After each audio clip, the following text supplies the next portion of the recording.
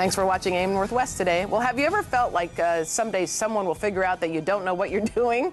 That's called Impostor Syndrome, and it's rampant. Here to tell us more, we welcome back the author of Human Lie Detection and Body Language 101, Vanessa Van Edwards. Good to see you again. Thanks for having me. So tell us a little bit more about Impostor Syndrome.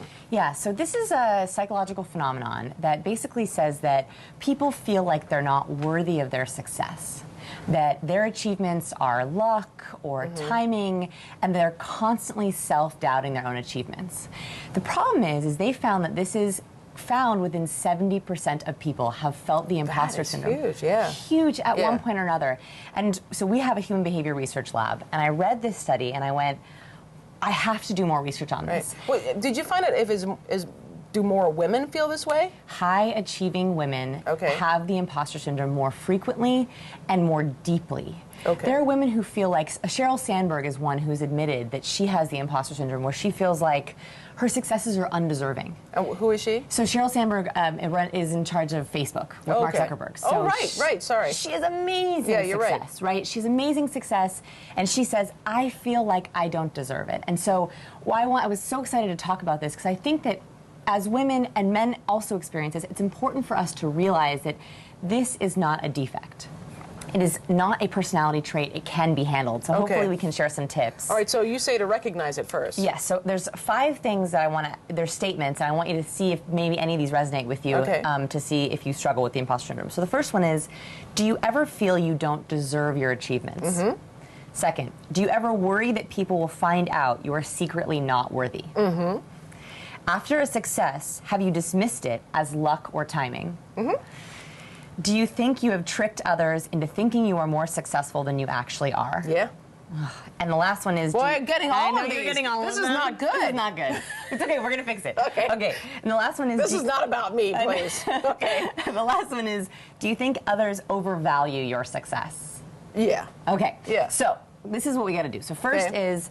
This can Hopefully be changed. you all went along with me on this one. Yeah, right. Okay. If you had more than 2, along at home. Yeah, exactly. If you had more than 2, then I want you to sort of think about these tips, because you can change it. As I said, it's not a personality trait. Suzanne Imes and Pauline Clance are the ones who discovered this among high-achieving women. And they found that if women can realize this is not inborn, it's just a response to a certain situation in life, that you can change it. Okay. So here's what you have to do is name and tame. So naming and taming is starting to listen to your internal dialogue. This is a very weird thing for women, because we're so busy, right? We're like, what's my next thing on the to-do list? But I want you to stop and start listening to, what's that little voice saying? That when you hear yourself saying, I'm not worthy, this was just luck, I don't deserve this, go, I'm naming and taming this. This is the imposter syndrome.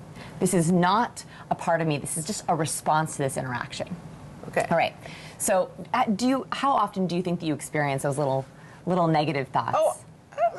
Yeah, often. So I think that if you could start to just notice, when you hear them, and then I want you to do success reminders. So these are great. These are things that remind you of your own worth, and they can be anything. They can be emails you've gotten from friends and family. They can be. Well, now see, I would dismiss those. But because if they come from friends and family, of course they're going to think you're doing a great job. So you need at least 2 or 3 success reminders. So friends and family, fans you don't know. It can be funny YouTube videos that get you laughing, get you to reset. It can be cheerleader friends. So you know those friends where whenever you talk to them, you just always end up feeling good afterwards. And you can sort of share with them, I'm feeling like I don't deserve this. They can be like, what, are you crazy? You deserve this. You've worked so hard. So successful cheerleaders, I call those cheerleader friends. It can also be, and this is the last thing you can do to reset, if you just can't get yourself out of that mindset, it's a gratitude journal.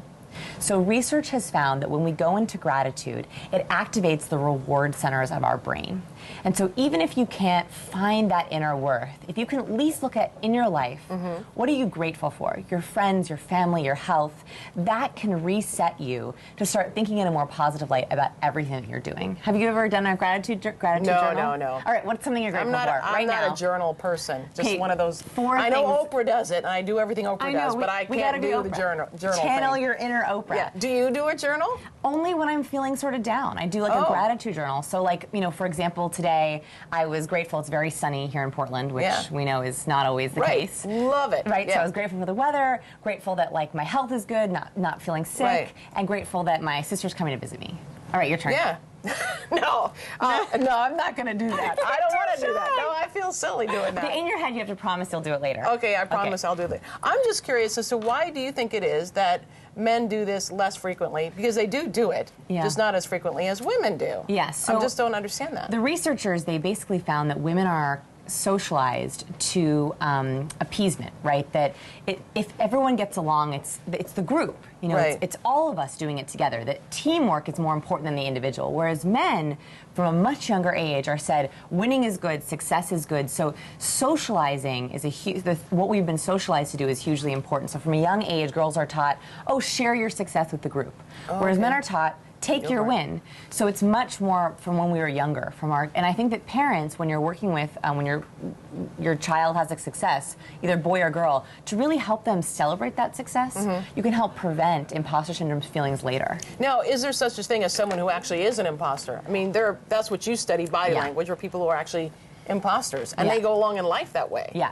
So the problem is, unfortunately, and this is what we found in the lab, people who are actually frauds or imposters, they don't think they're imposters. Those are the people who are They feel narcissists. They deserve the success, even though they know they're faking it. Typically, people who are fraudulent or con men have high personality traits and narcissism. So they think they deserve it. They make excuses for themselves. They've interviewed sociopaths and psychopaths, and they always have a justification for their behavior.